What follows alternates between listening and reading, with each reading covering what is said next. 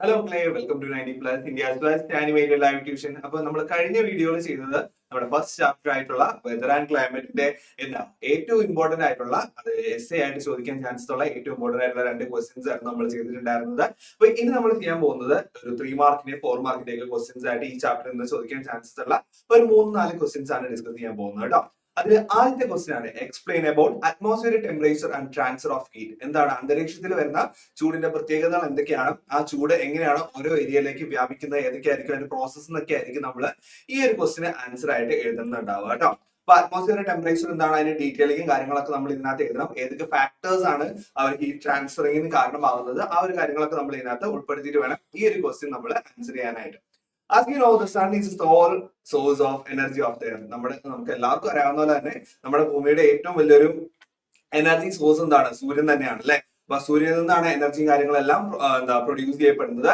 ഈ സൂര്യനിൽ നിന്ന് എനർജി പ്രൊഡ്യൂസ് ചെയ്യുന്നത് എന്ത് വഴിയാണ്? ന്യൂക്ലിയർ ഫ്യൂഷൻ വഴിയാണ് എനർജി പ്രൊഡ്യൂസ് ചെയ്യപ്പെടുന്നത്. ഒരു വലിയൊരു എമൗണ്ട്, ഒരു മാസീവ് എമൗണ്ടിൽ എന്ത് പ്രൊഡ്യൂസ് ചെയ്യപ്പെടുന്നുണ്ട്, എനർജി പ്രൊഡ്യൂസ് ചെയ്യപ്പെടുന്നുണ്ട്. അതാണ് നമ്മുടെ എർത്തിലോട്ട് ഒരു ഷോർട്ട് വേവ്സിന്റെ രൂപത്തിൽ നമ്മുടെ എർത്തിലോട്ടൊക്കെ എത്തപ്പെടുന്നത് കേട്ടോ. But only a small amount of energy radiated from the sun reaches the Earth's surface, approximately 1 part of 200 million. The amount of sun rays reaching Earth's surface is called insolation. അതായത് സൂര്യനിൽ നിന്ന് പുറപ്പെടുവിക്കുന്ന ഒരുപാട് ലക്ഷക്കണക്കിന് amount of energy ഉണ്ടാവും.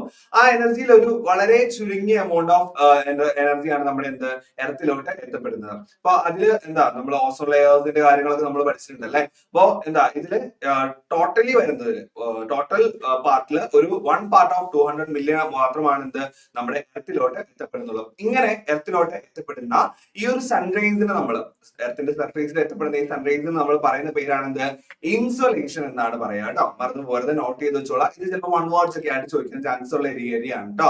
The amount of sunrays reaching the Earth's surface is called insolation. Yes, and the Earth's surface get heated by insolation. എർത്തിന്റെ surface എങ്ങനെയാ ഈ ഒരു ഇൻസുലേഷൻ വഴിയാണ് ചൂടാക്കപ്പെടുന്നത്. Then the heat is transferred to the atmosphere through various processes from the Earth's surface. അത് നമ്മൾ various process ഏതൊക്കെയാണെന്നുള്ളത് പറയുമ്പോൾ എങ്ങനെയാണ് നമ്മുടെ എർത്തിന്റെ സർഫേസ് ചൂടാക്കപ്പെടുന്നത്, ഏതൊക്കെ പ്രോസസ്സ് വഴിയാണ് നമ്മുടെ എർത്തിന്റെ സർഫേസ് ചൂടാകുന്നതെന്നാണ് നമ്മൾ പറയാൻ പോകുന്നത് കേട്ടോ. അതിൽ ഏതൊക്കെയാ? കണ്ടക്ഷൻ ഉണ്ട്, കൺവെക്ഷൻ ഉണ്ട്, അഡ്വെക്ഷൻ ആൻഡ് റേഡിയേഷൻ. ഈ 4 പ്രോസസ് ആണ് നമ്മൾ പ്രധാനമായിട്ട് ഓർത്തിരിക്കേണ്ടത്. എല്ലാവരും അണ്ടർലൈൻ ചെയ്ത് നോട്ട് ചെയ്ത് വെക്കുക. Conduction, convection, advection, radiation are the major process of heat transfer. Heat ട്രാൻസ്ഫറിന് ഏറ്റവും പ്രധാനപ്പെട്ട ഘടകങ്ങളാണ് ഈ കണ്ടക്ഷനും കൺവെക്ഷനും അഡ്വെക്ഷനും ഒക്കെ കേട്ടോ. And the earth surface get heated by insolation നമ്മൾ ഓൾറെഡി പറഞ്ഞിട്ടുണ്ടായിരുന്നു. ആ കാര്യങ്ങൾ കൃത്യമായിട്ട് നോട്ട് ചെയ്ത് വെക്കാം. ഓക്കെ, ആൻഡ് ഇതാണ് നമ്മുടെ 4 പ്രോസസ്സുകൾ. ഏതൊക്കെയാ? Conduction, convection, advection and terrestrial radiation. Conduction തന്നെ നമുക്ക് ആദ്യമേ നോക്കാം.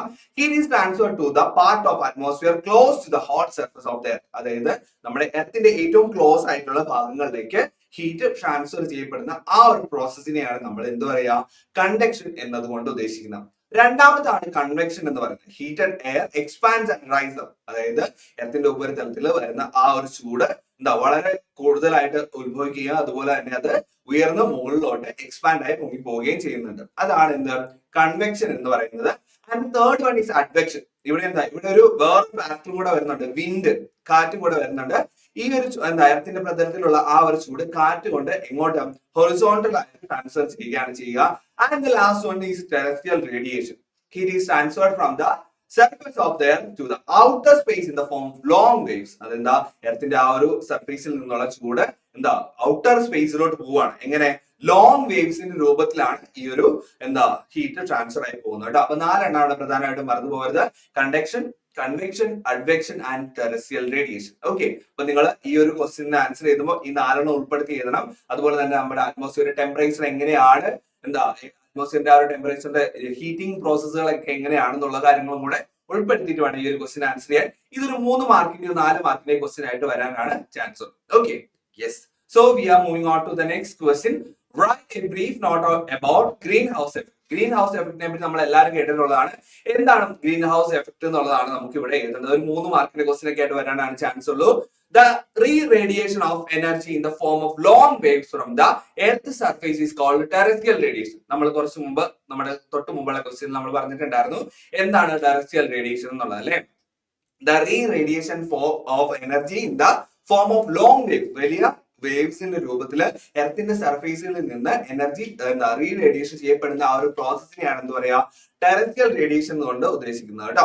And absorption of terrestrial radiation by the atmospheric gases such as carbon dioxide heats up the atmosphere. അതായത് നമ്മൾ ഈ ഒരു ടെറസ്ട്രിയൽ റേഡിയേഷൻ പോകുമ്പോൾ അതിന് ഹീറ്റ് വളരെ അധികമായിട്ട് പുറപ്പെടുവിക്കുന്നുണ്ടാവും. അപ്പോൾ ഈ ഒരു ഹീറ്റ് വഴി നമ്മുടെ അറ്റ്മോസ്ഫിയറിലുള്ള ഗ്യാസസ് ആയിട്ടുള്ള കാർബൺ ഡയോക്സൈഡ് കാര്യങ്ങളൊക്കെ ചൂടാക്കപ്പെടുന്നുണ്ടാവും. ഇങ്ങനെ ഈ ഒരു ഗ്യാസസ് ചൂടാക്കപ്പെടുന്ന ഈ ഒരു പ്രക്രിയക്കാണ് നമ്മൾ എന്ത് പറയാ ഗ്രീൻ ഹൗസ് എഫക്ട് എന്ന് പറയും. ഓക്കെ, അപ്പൊ നമ്മുടെ അറ്റ്മോസ്ഫിയറിൽ ഒരുപാട് ഗ്യാസസ് ഉണ്ട് അല്ലെ, കാർബൺ ഡയോക്സൈഡ് മാത്രമല്ല അതുപോലെയുള്ള ഒരുപാട് ഗ്യാസസ് ഉണ്ട്.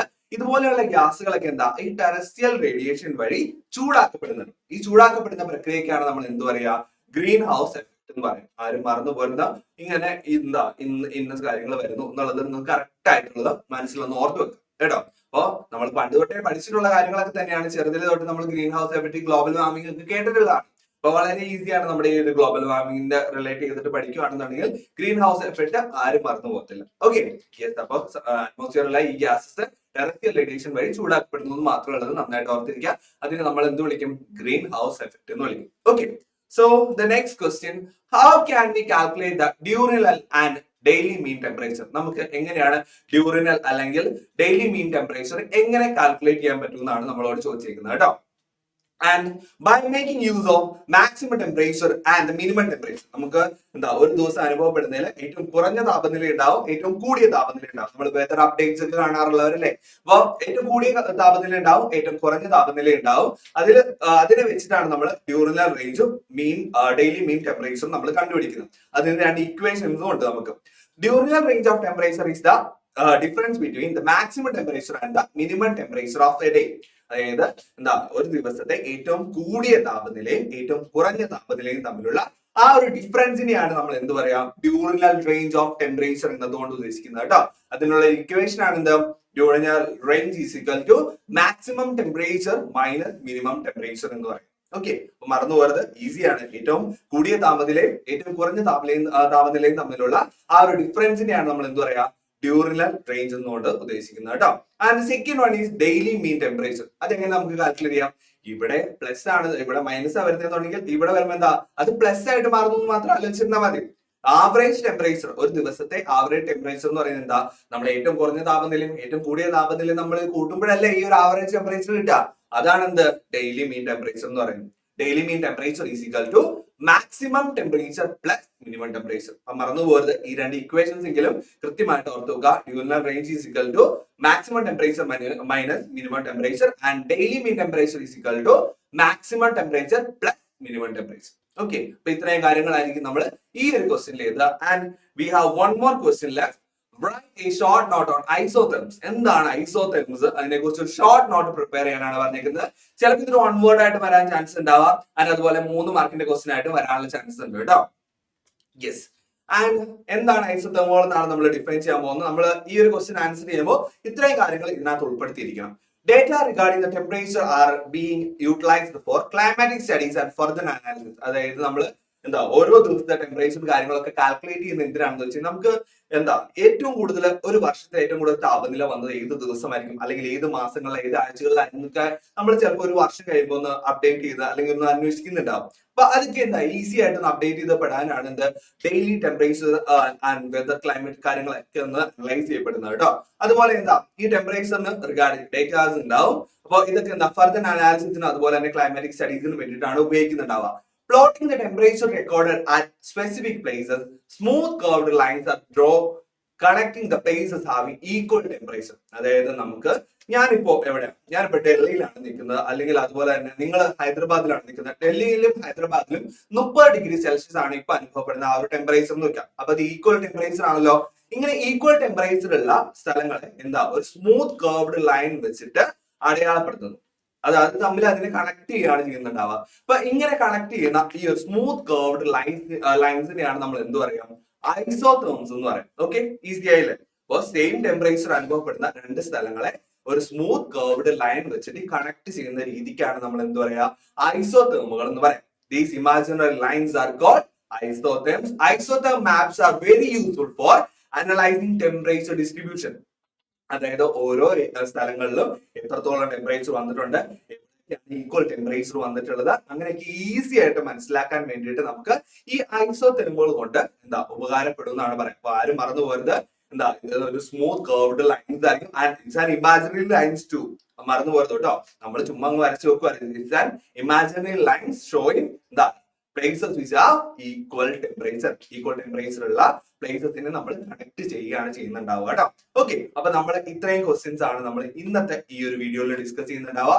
ഇനി അടുത്ത ചാപ്റ്റേഴ്സ് റിലേറ്റ് ചെയ്തിട്ടുള്ള എല്ലാ കാര്യങ്ങളും നമ്മൾ അടുത്ത വീഡിയോസിലായിരിക്കും പറയുന്നുണ്ടാവുക. അപ്പൊ നിങ്ങൾ എന്ത് ചെയ്യുക, ഇന്ന് ഇതുവരെയുള്ള നമ്മുടെ ഈ ഒരു മെയിൻ ക്വസ്റ്റ്യൻസും കാര്യങ്ങളൊക്കെ നന്നായിട്ടൊന്ന് പഠിച്ചു വെക്കാം. Okay, yes. അപ്പൊ ഇത്രയും ക്വസ്റ്റ്യൻസ് ആണ് നമുക്ക് മെയിൻലി ഈ ചാപ്റ്ററിൽ നിന്നുള്ളത്. ബാക്കി ക്വസ്റ്റ്യൻസും കാര്യങ്ങളും എല്ലാം ഈ ചാപ്റ്ററിന്റെ ഡീറ്റെയിൽ കാര്യങ്ങളെല്ലാം നമ്മൾ അടുത്ത ക്ലാസ്സസിൽ നമ്മൾ പറയുന്നുണ്ടാവും കേട്ടോ. അപ്പൊ അതുവരെയും അടുത്ത വീഡിയോ ആയിട്ട് ഞാൻ വരുന്നതായിരിക്കും. Bye bye, Tata.